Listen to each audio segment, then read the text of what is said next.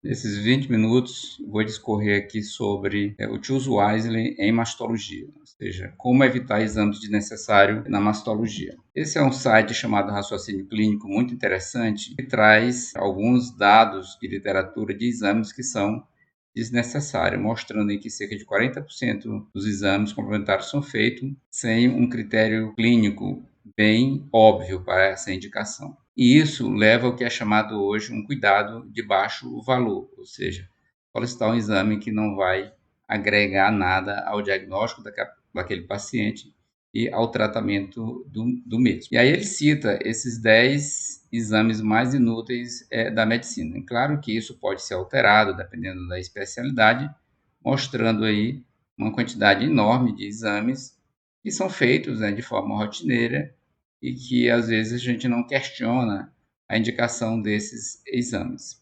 É claro que nós não temos tempo aqui para discorrer sobre tudo isso e vamos focar realmente nos exames relacionados à mastologia. E quais são os motivos desse excesso de exames? Até a década de 70, a quantidade de exames disponível era muito pouca, e isso foi aumentando ao longo dos anos, com a tecnologia, com o desenvolvimento, e agora no século XXI, a quantidade de exames existentes é muito grande. E há uma pressão também muito grande dos pacientes para a realização de exame. E, na verdade, a maioria dos colegas acredita genuinamente que está fazendo o melhor pelo seu paciente, fazendo a famosa bateria de exames anuais ou semestrais. Há também a medicina defensiva como um fator que leva ao excesso de exames. O médico também acredita que dessa forma ele vai ter menos problemas judiciais, ou seja, houve um aumento da quantidade de processo contra os médicos. Os pacientes estão pressionando, né, que quanto mais exames ele faz, ele acha que isso é melhor para ele. Eles acham que estão realmente muito mais informados sobre as doenças e os exames que devem ser indicados.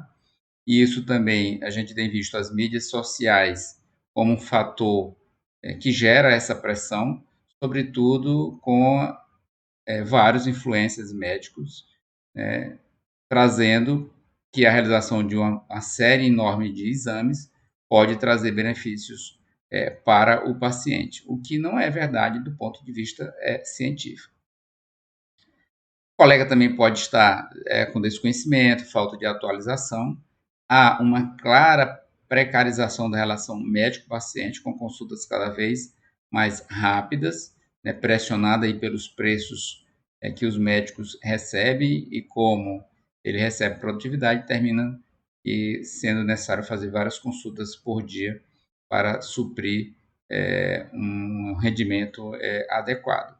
Então, essa precarização leva também a uma falta de uma anamnese adequada do exame físico, da elaboração de uma hipótese diagnóstica e também tempo para explicar para o paciente que exames em excesso pode trazer malefício para ele. É muito mais fácil dar um clique na tela do seu computador e em 2, 3 segundos você consegue imprimir aí uma lista enorme de exames. Há um desrespeito também à autoridade do médico, isso é visto sobretudo para o médico generalista e o médico da atenção básica, como se aquele médico estivesse ali por falta de opção, onde é valorizado pela própria comunidade o médico especialista. Então, esse resgate do médico da atenção básica ele precisa ser reconstruído. E também há a picaretagem médica com o intuito genuinamente somente financeiro e mercantil, com a realização, com participação desses exames, com participação em suplementação, o que leva realmente a uma banalização da medicina. O Tio Soares, portanto, é um movimento que surgiu com essa intenção tentar trazer um pouco de clareza de que exames são necessários para se exercer uma boa medicina. É um movimento jovem ainda, começou em 2010, portanto só tem 14 anos, é um adolescente ainda, quando esse artigo publicado no New England Journal of Medicine pelo Dr. Rod Brod, em que ele chama a comunidade médica para que cada especialidade elabore 5 exames ou tratamentos ou procedimentos que não beneficiam o paciente de uma forma geral dentro de cada especialidade. E isso foi estimado aí também com diminuição de custo em torno de 30% se evitasse a realização de exames necessários, portanto, um terço dos casos. E em 2012 foi lançada a campanha nos Estados Unidos sobre o Choose Wisely, com várias sociedades médicas elaborando essas cinco diretrizes. No PubMed existe atualmente um pouco mais de 1.600 publicações sobre esse tema. E o objetivo básico do Choose Wisely, primeiro, é melhorar a assistência à saúde, informação para o paciente, diminuir intervenções necessárias baseadas em evidências científicas fortes, diminuir conflito entre os médicos, pacientes, operadoras e os sistemas de saúde pelo mundo afora. Então, tudo isso com o objetivo de promover uma medicina de qualidade, onde exames fúteis, procedimentos fúteis devem ser evitados pela classe médica. E isso só vem se o médico realmente se informar sobre esse movimento dentro da sua especialidade, e é importante também, inclusive, que conheça esse movimento dentro das outras especialidades, pelo menos os exames que cada especialidade não deve solicitar de forma rotineira. Então, várias iniciativas foram feitas, a Sociedade de Mama dos Estados Unidos também elaborou as suas diretrizes. Por exemplo, ele recomenda não realizar de rotina ressonância magnética em paciente com diagnóstico de câncer, se aumenta a mastectomia e não aumenta a sobrevida. Inclusive, agora em 2024, foi publicada uma meta-análise aqui pelo André Matá, que é um mastologista brasileiro, juntamente com um grupo de outros mastologistas, mostrando que a ressonância, na verdade, só traz um aumento da taxa de mastectomia sem um aumento na sobrevida dos pacientes. E esse é o exame realizado de forma rotineira em pacientes com diagnóstico de câncer de mama. Na verdade, a ressonância é capaz de identificar mais tumores, mais focos do tumor. Mas esses focos pequenos adicionais, eles vão retardar o diagnóstico, o início do tratamento, porque você vai fazer exames adicionais, biópsias adicionais. A biópsia por ressonância é cara e pouco disponível ainda para a maioria dos pacientes, e isso aumenta o custo. Já que nenhuma evidência científica mostra um aumento da sobrevida, já que esses focos pequenos podem ser eliminados com a radioterapia. Portanto, esse não é um exame que deve ser feito de forma rotineira. A ressonância é muito bem empregada nos pacientes que têm, por exemplo, uma metástase axilar com uma mama onde você não encontra o tumor, que é o tumor primário oculto de mama.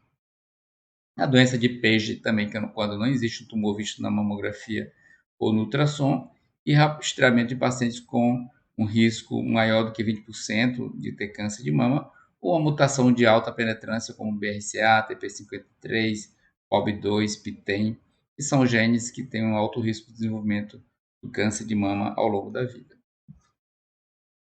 Esse é o estudo que eu comentei do Dr. André Matá, aqui do Brasil, em que mostrou em que a ressonância realizada pré-operatoriamente de forma rotineira não aumenta a sobrevida dos pacientes e aumenta as taxas de mastectomia.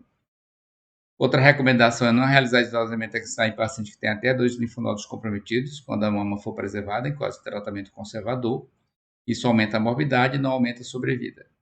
Então, isso já está muito bem claro na literatura. Então, para essas pacientes, a gente deve evitar o esvaziamento da axila, já que isso não aumenta a sobrevida.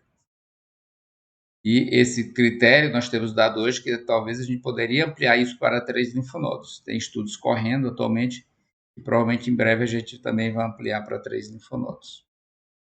Não reoperar pacientes após ressecção segmentar se o tumor está próximo da margem. Antigamente a gente começou a falar em margem de 1 centímetro, meio centímetro, milímetro. Hoje a margem microscópica. Se não tem tumor tocando na tinta, essa margem é livre, essa paciente não precisa ser reoperada. Outra coisa que cresceu muito no mundo, principalmente nos Estados Unidos e aqui também no Brasil, foi a realização da mastectomia contralateral de rotina. Isso não existe nenhum evidência científica de benefício para as pacientes. Isso não aumenta a sobrevida, aumenta o tempo cirúrgico, aumenta as taxas de complicações. Essa cirurgia deve ser reservada para os pacientes que têm mutações patogênicas de alta penetrância, como o BRCA1, BRCA2, o PTEN, o PALB2, né, o IPP53, o CDH1. São situações que têm um grande risco de desenvolvimento do câncer de mama ao longo da vida. Mas isso virou uma coisa banal, né? E isso tem sido feita, aumentou muito o número de realização dessa cirurgia aqui no Ocidente. E isso aumentou ainda mais após a publicação do caso da Angelina Jolie, que é uma atriz americana famosa, muito conhecida, que há mais de 10 anos atrás, né, ela deu uma entrevista no New York Times, né, e escreveu um artigo. Também foi capa da Time, mostrando que ela tinha uma mutação do BRCA e submeteu à cirurgia redutora de risco bilateral.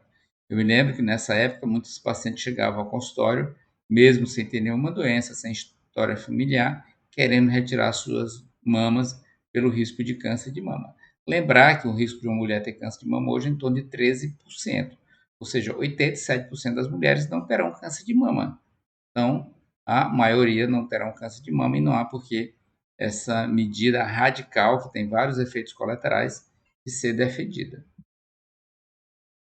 Essas são as recomendações da Sociedade Brasileira de Mastologia. Por exemplo, não indicar rotineiramente mastectomia contralateral, isso que a gente comentou agora, nas pacientes que não têm uma mutação em um gene de alta penetrância. Portanto, isso é má prática médica, a realização dessas mastectomias sem uma indicação baseado nessas mutações de alta penetrância. Também, a Sociedade Brasileira de Mastologia recomendou que as pacientes que são candidatas à cirurgia conservadora não devem se submeter à mastectomia. Há uma crença no subconsciente coletivo de que a mastectomia poderia ter uma maior chance de cura, né? Tirar o mal pela raiz. Mas hoje, a maioria dos estudos tem mostrado que a preservação da mama, todo doente que preserva a mama faz radioterapia e isso aumentaria a chance de cura em torno de 1 a 2% das pacientes que conservam a mama, comparado àquelas que fazem mastectomia e não se submetem à radioterapia. Aqui é aquela mesma coisa da margem, a margem hoje a margem é microscópica. Reflita muito antes de solicitar teste para pesquisa de mutações em mulheres com câncer de mama sem história pessoal compatível com câncer hereditário. Isso está mudando um pouco porque o preço dos testes genéticos diminuiu. Hoje ele custa em 2024 entre R$ 1.700 a R$ 2.700. Mas para uma mulher que não tem história familiar nenhuma, o risco dela ter uma mutação hereditária que possa ser transmitida para os seus descendentes é em ordem de 3%. Então é muito baixo. A gente não deve dizer que isso é uma obrigação de fazer esse exame, porque você vai gerar, então, selecionar melhor os pacientes. Essa é outra coisa que a gente vê muito, principalmente no sudeste do país, que é a solicitação de ressonância de magnético ou de biópsia para lesões classificadas como BIRADS 3. Lembrar aqui que a lesão classificada como BIRADS 3, o risco de câncer é menos de 2%. Então, a recomendação atual do BIRADS para estes casos é a repetição do exame com 6 meses. Depois de 2 a 3 anos, essa lesão permaneceu estável, ela deve ser reclassificada para um BIRADS 2. Não há por que manter esse BIRADS 3 ad eterno. Então, essa é outra coisa que deve ser combatida, a realização do exame caro, que é a ressonância, ou mesmo de biópsia, que leva a um sofrimento. É função nossa acalmar os pacientes, tranquilizá-las, mostrar as evidências científicas e, com isso, diminuir estes procedimentos desnecessários. Em 2017, nós fizemos várias reuniões aqui da Sociedade Brasileira de Mastologia Regional do Piauí e elaboramos esse Manual de Condutas do Câncer de Mama, que foi um consenso da nossa regional. Ele está disponível, você pode baixar, ainda está bastante atualizado. E uma das coisas que a gente defendeu lá foi um capítulo sobre o Choose Wisely. Então, começamos aqui com a não realização de ressonância, que a gente já comentou para os pacientes com câncer de mama. Até 2 linfonodos também já comentamos. Não reoperar pacientes que apresentem tumor, né, na tinta. Então, se não toca na tinta, esse paciente é considerado uma cirurgia adequada. Não realizar de rotina, né, para estadiamento do câncer de mama, ultrassom de abdômen, radiografia de tórax, tomografia, PET-CT, em pacientes estadio 1 e 2 assintomáticos. Os exames devem ser solicitados de acordo com os sintomas do paciente. Então, uma das finalidades do diagnóstico precoce do câncer é diminuir a quantidade de exames. Então, se eu faço um diagnóstico no estádio inicial, eu consigo diminuir a quantidade de exames para esse paciente, já que o risco de metástases para esses pacientes em tumores numa fase muito inicial é muito baixo. Para aquelas pacientes que foram tratadas com a intenção curativa do câncer de mama, também não há necessidade da realização de exames de acompanhamento, como ultrassom transvaginal, abdômen, radiografias, tomografias, PET-CT, marcadores tumorais nas pacientes assintomáticas. A indicação é só da mamografia anual ou 6 meses após o término da radioterapia, nos casos de tratamentos conservadores. A solicitação desses exames leva a sofrimento também desnecessários. Outro ponto fundamental é que as pacientes que usam tamoxifeno quase sempre vão ter uma alteração endometrial no seu sonografia transvaginal, com espessamento endometrial, com proliferação císticas, e isso pode levar à esteroscopia desnecessária. Então, aquela mulher que usa tamoxifeno e é assintomática, não há por que fazer ultrassonografia transvaginal de rotina. Isso aumenta o sofrimento dessas pacientes.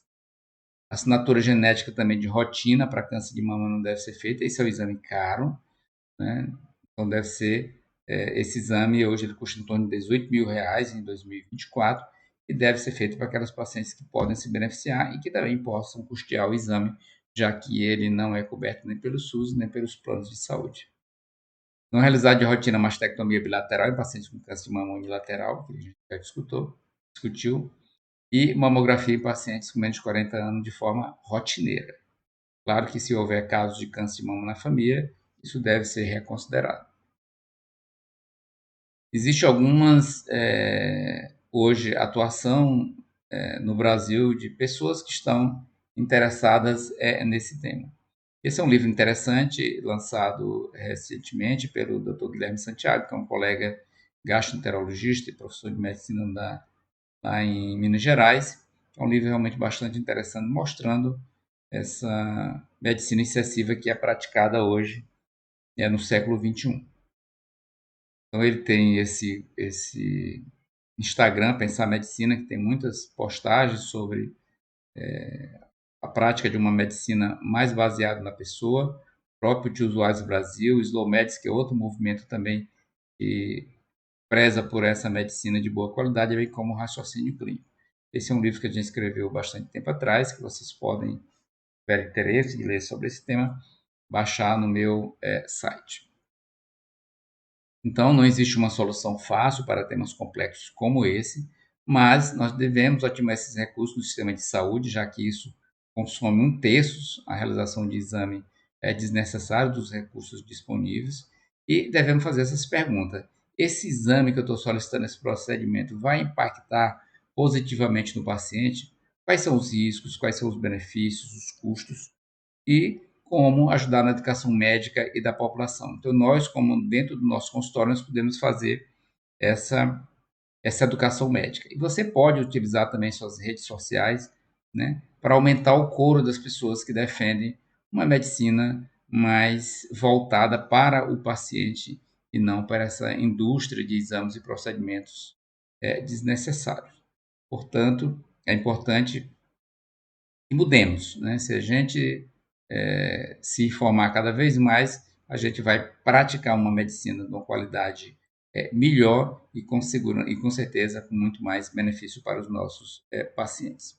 Muito obrigado pela atenção.